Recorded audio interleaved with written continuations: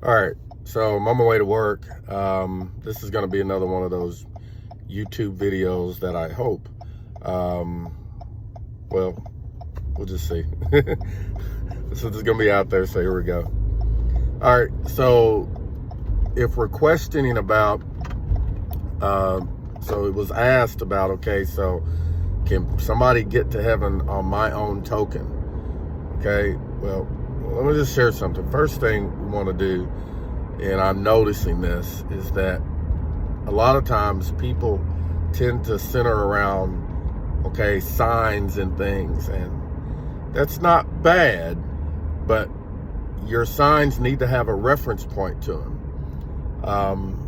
If your signs don't have a reference point and they're just a sign and we're trying to figure out where does this go, then a lot of times you could be going somewhere, going nowhere, thinking you're going somewhere and going nowhere, if that makes sense.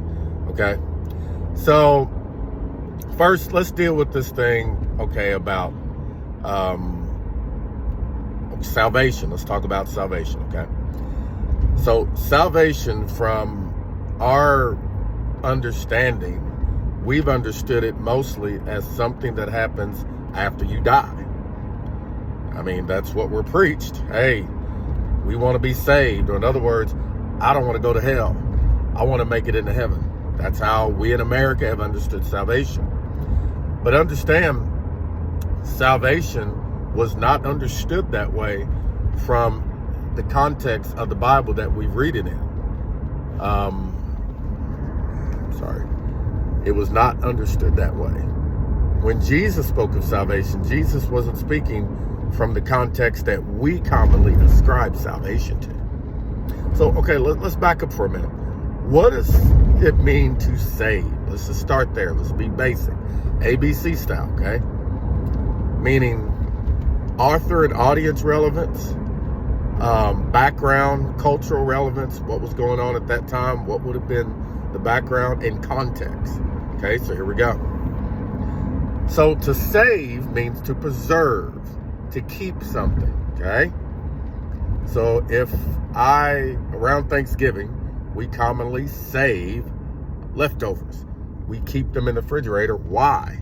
Because we want to save them so that they're good to eat at a later date, okay?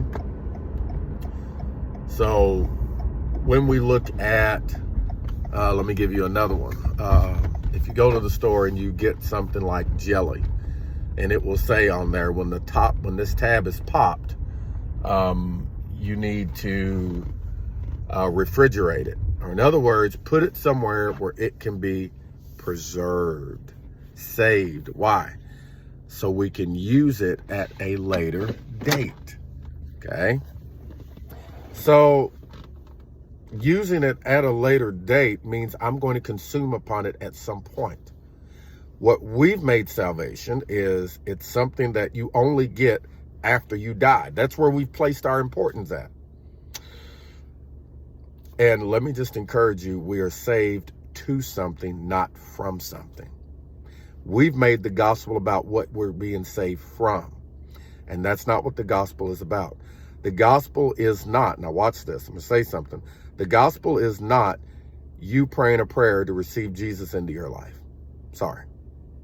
The gospel is the amazing news that Jesus has received you and all of humanity and the entire cosmos into his life. And it is about us waking up to the reality of it, of this finished work that's been done, and finding out, what is this life like? That is our whole experience here, walking this out. And it is to bring salvation into the earth. It is to redeem in the earth. Let me ask you, what good is it to need what salvation can bring after you're dead? I mean, you're gone after that. You don't need it anymore. Because based on our perception, again, of afterlife, hey, I'll be in heaven or I'll be in hell. Let me just tell you my thoughts on that from, again, my research and studying this out. God's not roasting anybody. That fire is a fire of purification and correction, which is how they believe that. listen, the Jews had no concept of eternal conscious torment like we've made it today. That actually came in by Augustine around 400 something AD. And then it was right after that that the Dark Ages began. Just think about that. Yeah, Augustine, one of the church fathers, that is commonly known today, was where we get Calvinism from and all of that. But here's the bottom line of that, is that they did not hold a thing of eternal conscious torment like that. So you say, so what is this about who's in and who's out? Okay. Does it mean that everybody's saved? No, I don't believe everybody's saved because of what I believe scripturally about salvation. Salvation scripturally is about here. Saved to, not saved from. Now, unscripturally, we can make up what we want. Salvation is, hey, it's after we come out of our body. Hey, that's what happened. We're being saved from hell. That's what we're saved from. No, that's scripturally. You can do that, and we can make these things say what we want if we're going to take them out of their context and their original meaning.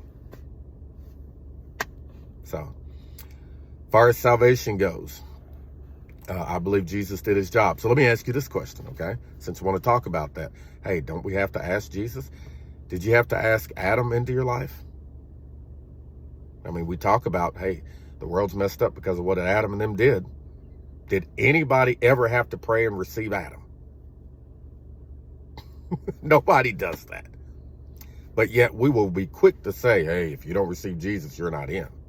Really? Because our perception of what salvation looks like is always about what happens after, which is why most people don't really consider following Jesus as a viable option, because we've told people salvation is about what happens after, when scripturally salvation is what takes place here. Jesus said, your will be done in earth as it is in heaven. Jesus' whole mission was marrying heaven into the earth. And that's what we're here for. Not to destroy it and wait. We're going to wait for Jesus to come on and just fix everything. Newsflash. Everything we need to fix it, Jesus has already deposited within you. The gospel is waking people up to the reality of what's happened to them so they can walk in it. Listen, if you don't know something, you can't benefit from it. Like if I told you that I paid for your meal at your favorite restaurant, but you didn't believe me and you didn't take me at my word, you never went, you'd never benefit from it. See how this works? Likewise, my mom just recently told me about something, and then she said, oh, wait a minute, I didn't tell you? And I'm like, no. So watch this. Did what she tell me become true when she told me? No, it was true before she told me. But when she told me, it just changed my experience with what was already true now. So Jesus has made his way into everyone's darkness. I believe Jesus is the first person that people see. And there's a whole lot more to that. But ultimately, no, it's not about every pathway leads to God. I don't believe that. I believe Jesus is the only way. But here's what I also believe, based upon Jesus's parables. Jesus is the only way, but I do believe Jesus will travel down any road to find you. So I hope that helps. Have a great day. Know that you're loved.